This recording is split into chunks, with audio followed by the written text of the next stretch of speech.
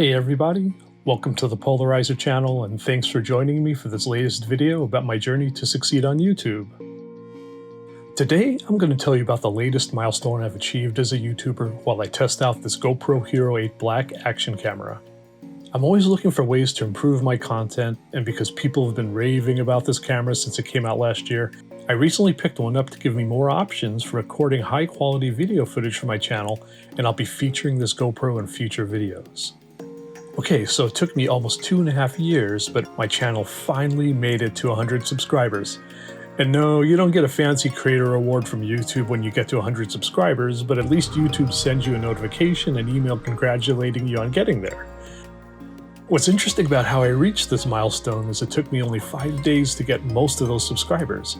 And in this video, I'm going to break down for you in detail what I did to more than triple my subscriber count in less than 1 week. You'll also learn how others are growing their subscriber counts even faster than I did, and you'll find out how super easy it is to do this. But please pay close attention during this video because I'm also going to explain why, if you're not careful, you could actually end up destroying your channel and kill any hopes you have of making it big on YouTube.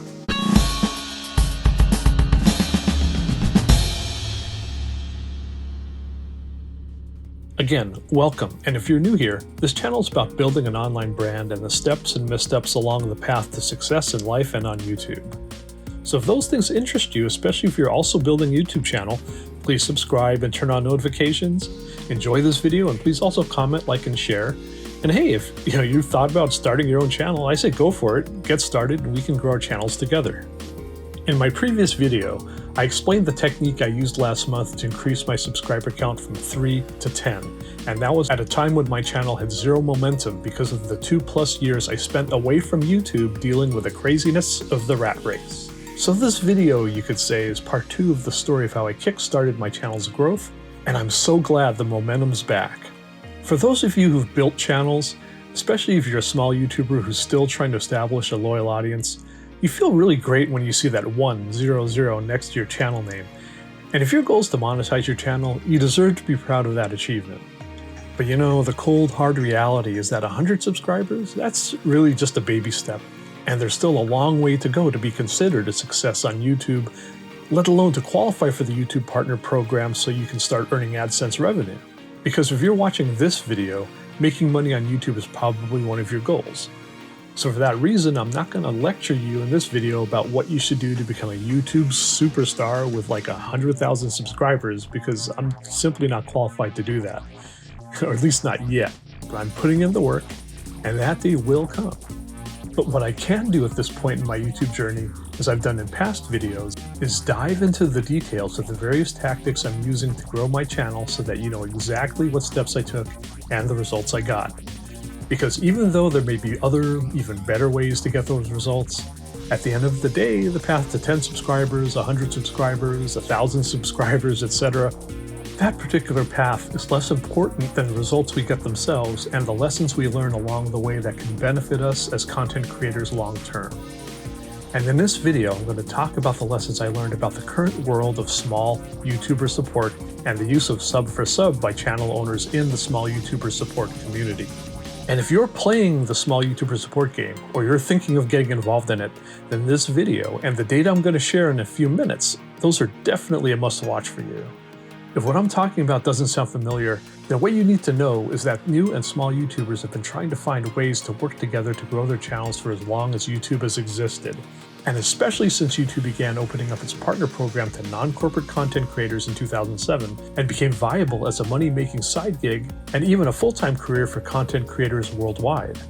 One of the most common ways that small YouTubers try to work together is through the Sub4Sub tactic, which involves channel owners agreeing to subscribe to each other's channels. So if you're a new channel owner and you haven't been hit up yet for a sub-to-sub exchange, just know that it's probably going to happen to you at some point. Sub4Sub has been around and a topic of discussion on YouTube since the early days of the platform. The popularity of this tactic seemed to kick into higher gear in 2018 when YouTube imposed the 1,000 subscribers and 4,000 watch hours minimum requirements for participating in the YouTube Partner Program. The majority of small YouTubers found themselves ejected from the program, and I was one of those. But for me, it wasn't a financial loss at the time because I hadn't yet earned enough ad revenue to get my first paycheck from Google. But many small YouTubers, especially those who'd been enjoying at least some ad revenue pocket change, they were understandably not happy about this decision by YouTube. And it was around this time that videos promoting small YouTuber support started to routinely appear. At first, these videos are created by small YouTubers themselves or larger YouTubers who wanted to help, for example, by encouraging viewers to visit and provide meaningful watch time on small channels. However, within about a year, Sub4Sub had become the norm within the small YouTuber support community, and now the two seem pretty much inseparable. So in a way, you can say that YouTube, by changing its partner program minimum requirements, they changed the game for small YouTubers in a way that created a breeding ground for Sub4Sub. It's important to keep in mind that YouTube made those changes because advertisers have demanded that if they're going to keep putting good money on the table to run ads on YouTube videos, they want those videos to be of a certain level of quality and be able to reach a decent-sized audience. So setting minimum standards for content creators to earn monetization privileges, that makes sense. That's why even though I wasn't excited about losing my YouTube partner status in 2018, I wasn't mad about it because I see hitting the YouTube Partner Program minimums as a welcome challenge. Now keep in mind that the people who've bought into the Sub4Sub game, they're also up for this challenge as well, but they approach it in a very different way. See, and that's where the problem lies. Because the irony is, these people want to get monetized as fast as possible while using a practice to get there that could chase away some of the very same advertisers whose money they want so badly. Now YouTube's not stupid. They've been well aware of Sub4Sub's popularity for some time, and back in 2017, YouTube officially called out Sub4Sub as a violation of the YouTube Terms of Service, which everyone who uses YouTube is required to follow. To summarize, the Terms of Service state that users are not allowed to increase a channel's subscribers or otherwise manipulate metrics in any manner. So you might think, wait a minute, the Terms of Service don't specifically say that Sub4Sub itself is against the rules, right? Well, it's true, they don't specifically say that, but the Terms of Service make it clear that YouTube's community guidelines must be followed, and if we take a look at the policies within those guidelines, it's very clear that Sub4Sub is a no-no. Again, it doesn't do YouTube much good to promote videos, or entire channels for that matter, that aren't helping get advertisers the watch time and eyeballs they pay for. The bottom line is simply this: advertisers must be happy if anyone's going to make money on YouTube. Okay folks, before I continue sharing my thoughts on Sub4Sub and small YouTuber support, I want to say thank you to those of you who are still watching and include you in a little fun exercise as a reward. So here's what we're going to do. When you're done watching this video, please leave a comment that starts with #YouTube. By putting this hashtag in your comment, it'll let me know who's really actually interested in this video and the information I'm sharing versus who's just leaving a drive-by comment and didn't really care to watch the video. Also, let's see how many people ignore the key message of this video altogether and ask me for a Sub4Sub just because they see Sub4Sub and small YouTuber support in the video title. So yeah, it'll be interesting to see how this little hashtag exercise goes. So please leave your comment, then come back and check out this video again later so you can browse through the comments and see the results. Because I'm pretty sure this little hashtag exercise will confirm the fundamental problem with Sub4Sub, and that is that a person who's focused on racking up subs of their own has less incentive to invest time in watching your videos than someone who's actually looking for your type of content. Now, even though I said earlier that Sub4Sub has largely become associated with small YouTuber support, it's fair to say that a lot, if not most of the people in the small YouTuber support community, they actually do want genuine engagement on their channels through subs, watch time, and comments, and they're also willing to give it back to others in return. Unfortunately, my experience shows that those efforts fall short, and YouTube still treats a very large percentage of comments and subscriptions gained through small YouTuber support activity as spam. Yet there are several small YouTubers who don't seem to be fazed by this at all. They just seem to really love playing this game, and in some cases, most of the videos on their channels are actually small YouTuber support videos.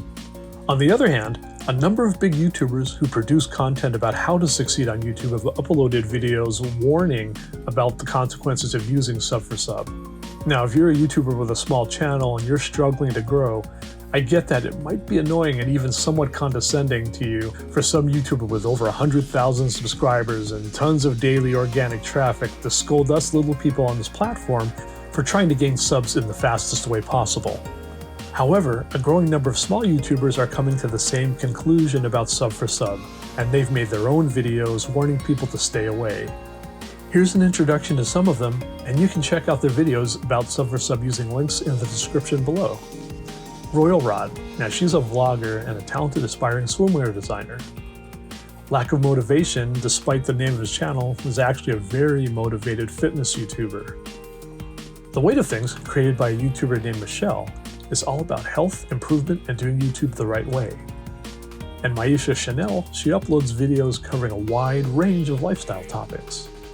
I give these channel owners credit because it shows confidence and integrity to take a formal position against something that so many other small YouTubers rely on to grow their channels. So much respect to these fellow small YouTubers, because based on my interactions with them, they're the type of people you want to associate with on this platform.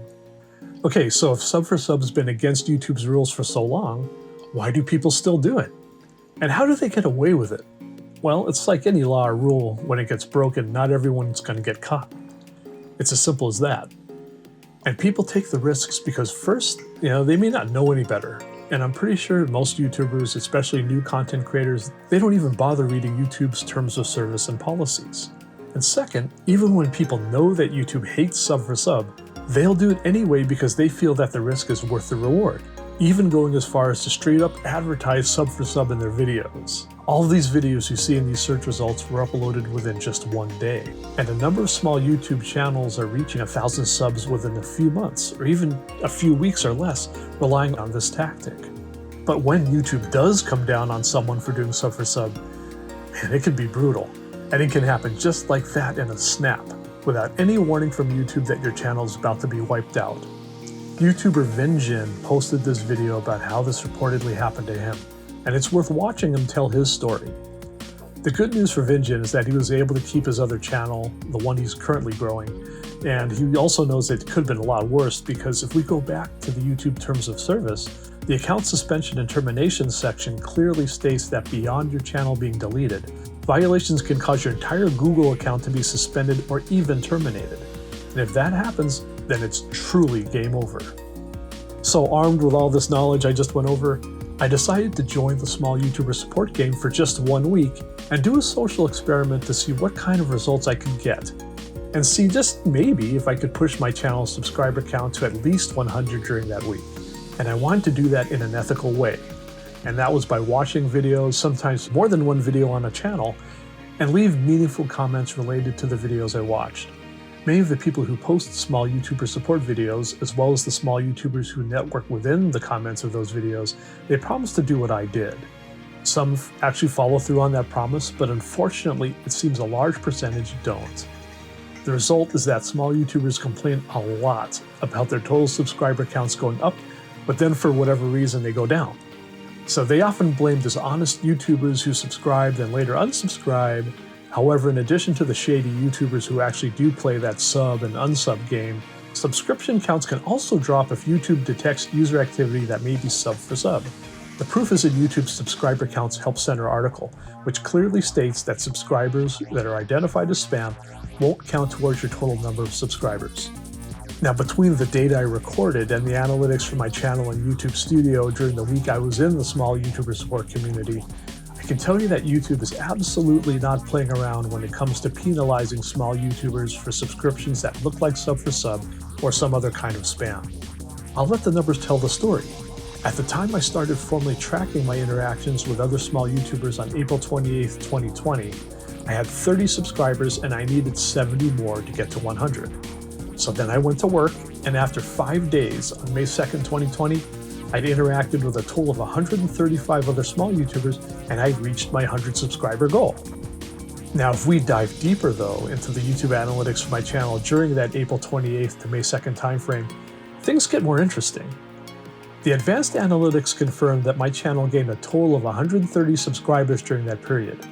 So at first this looks like pretty good news, because remember, I interacted with a total of 135 small YouTubers. So even though I think I picked up 1 or 2 new subscribers during that period who weren't part of the small YouTuber support community, these numbers prove that the vast majority of people I interacted with, probably 95% of them, actually followed through and at least initially subscribed to my channel.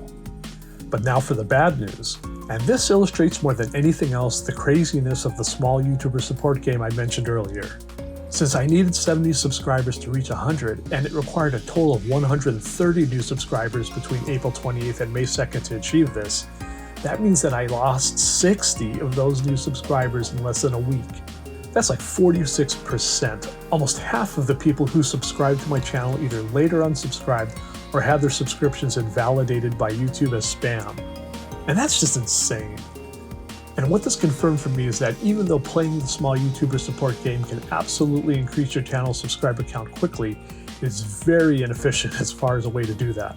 It's just too much work for short-term gain, not to mention the risk of screwing up your analytics in the eyes of the YouTube algorithm, because how can you force other people to return the favor in the same genuine way? How can you guarantee genuine engagement with your content by someone else? It's just not possible. So instead, a large percentage of people you're going to run into within this community, they're going to just do sub for sub day after day because it's easy, it's mechanical, and subscribers they lose along the way, they just don't care. It doesn't matter as long as that net subscriber count eventually reaches 1,000 or more. At this point, if you're wondering if there's a way to actually find out who unsubscribed to your YouTube channel, well, it's apparently possible. And for example, there's this online tool called Vidooly. Now, I actually tried to sign up for Vidooly, and I wanted to include their data for my channel in this video, but I wasn't able to use their app due to a recurring error during setup. So I reached out to Vidooly to troubleshoot the problem about a month ago, but I never heard back from them, and so unfortunately I can't recommend this tool to you. And honestly, maybe it's all for the best, because after spending time in the small YouTuber support world, I've proven to myself that for every minute spent trying to get someone else to like, comment, and subscribe, and doing the same for them in return, that's a minute taken away from adding new content to my channel, or from engaging with those particular YouTubers and their content that I genuinely enjoy and want to support. And that leads me to what really made the whole experience playing the small YouTuber support game worthwhile for me. Because even though my time in the game was short, I got in touch with a few other sincere, well-meaning small YouTubers who genuinely want to help others as well as themselves.